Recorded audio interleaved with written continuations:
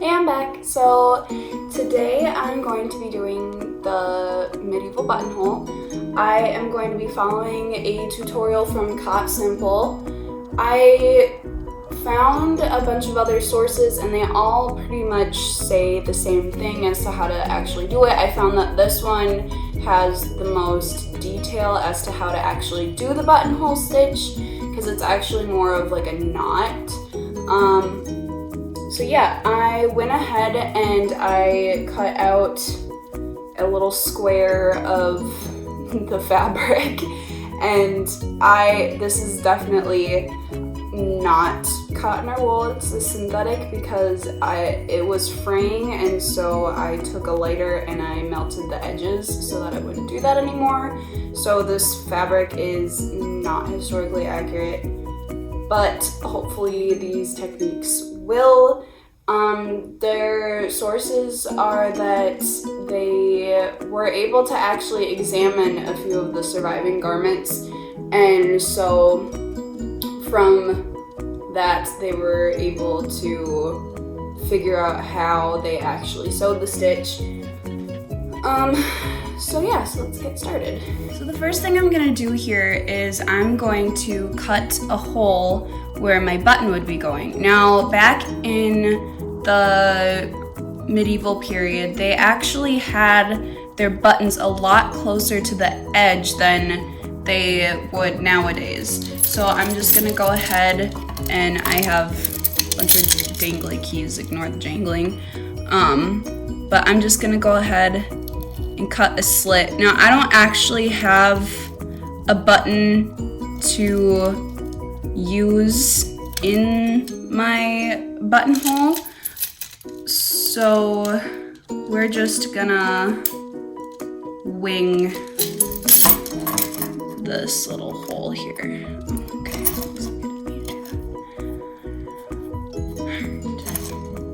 Alright, so that's the first step. Now, the second step is I'm going to take my white thread. I'm using white because it will show up better on the brown so that you can actually see it. I'm just gonna take a length about as long as my arm. Go ahead and cut that. Now I'm just gonna take my thread and I'm gonna put it through the hole in the thread. See if this end is better. That end's kind of frayed. Perfect. So, leave that there. So the next step is I'm going to take the end of the floss and I'm gonna wrap it around my finger and I'm gonna turn it into a knot just by rolling it and bringing it down so that's nice and tight. Then what I'm gonna do is I am going to bring it up about 1/4 of an inch away from the hole. Then the next step is I'm gonna put my needle through the slit and then I'm gonna bring it up through the fabric in about the same width as where the thread had started on the other side.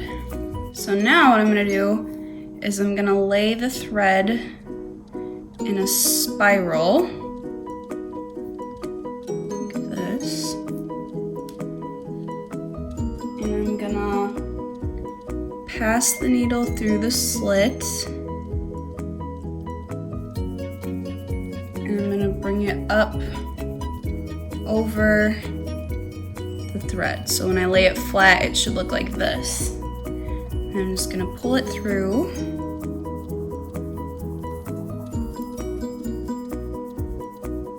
And that's the first stitch. Now it looks like I did it a little bit far away from the initial stitch, but that is all right because this is my first attempt at doing this. So I don't really know exactly what I'm doing. That's all right. I'm just gonna make this nice and close to the last stitch.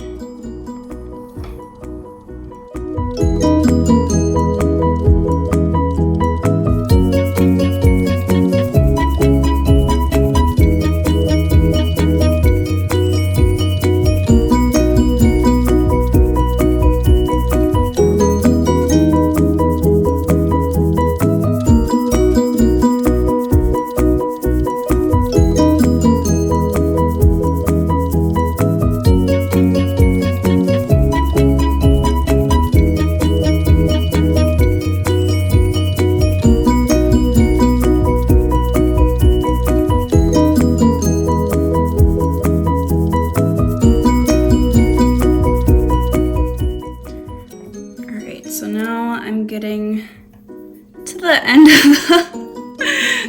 of the slit, and I'm just gonna go ahead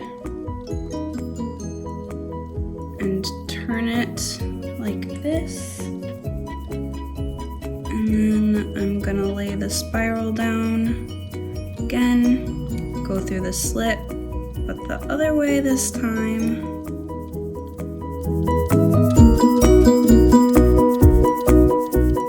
And that should knot it. And then just go ahead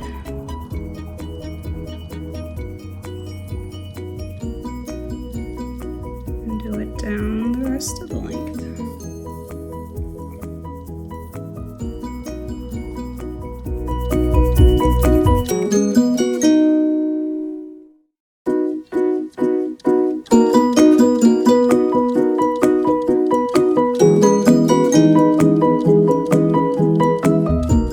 So now that I've come to the end, I'm just gonna poke this through to the wrong side of the fabric. And then I'm gonna run this through the stitches. Careful that it doesn't show up on the other side. And I can turn it down that way. Just gonna loop it around these two again for a little extra.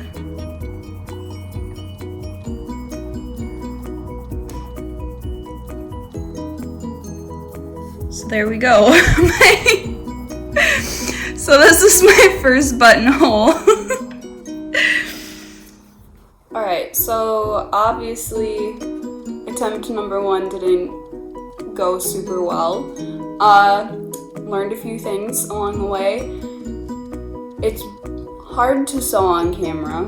I'll figure it out eventually. The other thing is when I was doing my second attempt off camera, I found a video by a fashion historian, and she said that they actually cut their buttonholes perpendicular to the seam.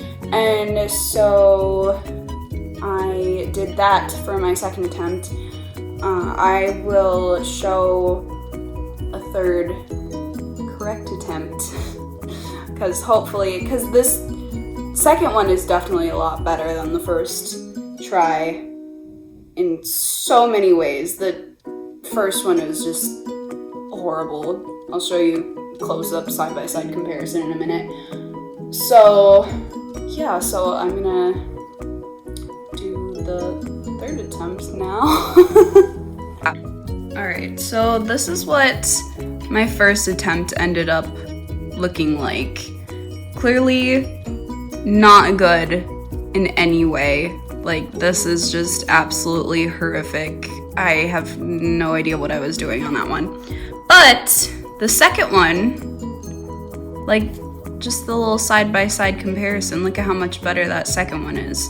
So, like, it's fairly decent to learn. This first one is, so I think I'm gonna have this be the edge that the button would be going on. So I'm just gonna fold the side over, and then I'm gonna take my scissors and I'm gonna snip. See if I can get it to go. So I'm just gonna make a little slit, get a little bigger, a little closer to the edge, so it's more like, there we go. All right, so it's already gone a lot better. So now I have my thread. I'm gonna make a knot. So we're gonna have this come up to the right side of the fabric. What we're gonna do, instead of looping it over like what I was doing on the last one, is we're just gonna lay the floss flat like that, pull it over to the left, and I'm gonna make sure that the needle is coming up behind it, like that. And you just pull it through, and then I'm gonna lay it flat, come up behind, because that makes the loop on its own. So I don't have to worry about laying it in a spiral or anything.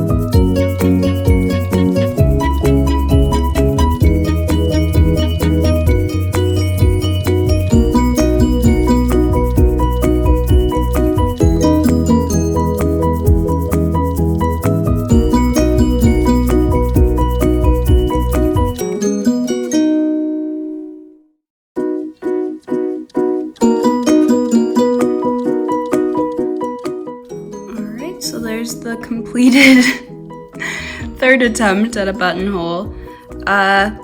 So something else I learned is that they would leave their tails really long so that they could just make the next buttonhole and keep going with the same piece of thread.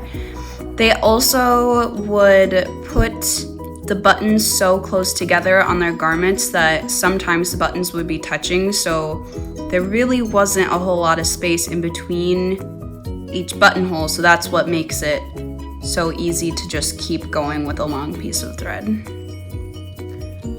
Okay, so since I only did 3 attempts, obviously it didn't turn out great.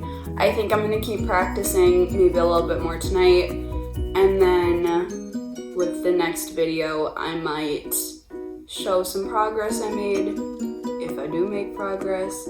Otherwise, I will be starting to draft the surcoat in the next video.